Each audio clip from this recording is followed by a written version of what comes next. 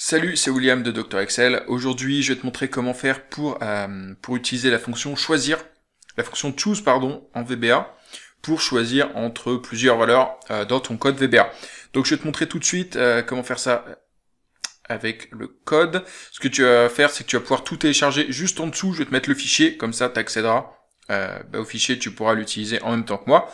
Je te mettrai le lien juste sous la vidéo et tu auras aussi tous les liens vers toutes les formations si tu veux devenir un pro d'Excel, y compris la formation gratuite, et je te recommande de commencer par là. Alors, on va aller tout de suite dans le code que j'ai pas ouvert, donc Alt F11 pour ouvrir le code VBA. On va faire un truc très simple, c'est qu'on va choisir un numéro de jour dans la semaine, et puis on va renvoyer le nom de ce jour. Donc si j'écris 1, je vais renvoyer lundi, 2, mardi, etc. Pour ça, j'ai utilisé la fonction choose, qui veut dire choisir en anglais. C'est à peu près le même fonctionnement que la formule Excel choisir, simplement tu vas écrire choose. Donc ici, on met numéro de jour égal, et puis on va rentrer une boîte de dialogue pour choisir le nombre, il faudra que ce soit entre 1 et 7. Et ensuite, on va dire le nom du jour égale choose. Et ça, là, ça devient intéressant. Le premier argument, c'est le numéro du jour, donc ça va être le numéro. La fonction choose, il faut toujours que ce soit un numéro, donc un nombre entre 1 et ce que tu veux, et le nombre de valeurs que tu as. Donc si tu as 19 valeurs possibles, eh ben, tu vas faire faudra que ce soit toujours un nombre entre 1 et 19, par exemple. Et ensuite, tu vas lister toutes les valeurs possibles.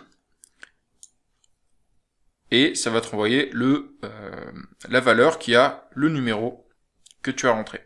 Typiquement, ici, si je rentre 1 dans ma boîte de dialogue, ben ça va m'envoyer la première valeur lundi.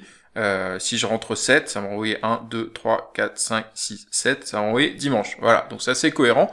L'intérêt avec les jours de la semaine, c'est qu'on voit facilement de quoi il s'agit. Et enfin, après, tu peux réutiliser cette valeur dans la suite de ton code. Donc ici, on va tout simplement l'afficher et dire, par exemple, le jour numéro 2 de la semaine, c'est un mardi. Typiquement, et donc là, si on exécute le code, donc un nombre entre 1 et 7, si je mets 1, ça met OK, le jour numéro 1 est un lundi. Si je mets 6, ça va mettre un samedi. Voilà. Donc ça, bien évidemment, tu peux utiliser avec n'importe quelle valeur. T'es pas obligé d'utiliser des valeurs fixes ici, comme je l'ai fait. Ici, j'ai utilisé des chaînes de caractères fixes. Tu peux utiliser des calculs, tu peux un peu aller fouiller, faire des utilisations un peu plus élaborées. Mais ça te permet de choisir facilement entre plusieurs valeurs en fonction d'un paramètre numérique.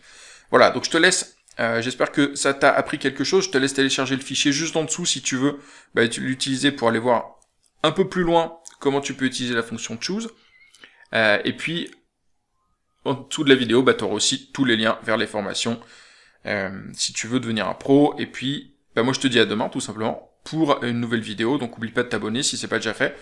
Comme ça, tu pourras la recevoir dès que je la publie. Allez, salut, à demain, ciao.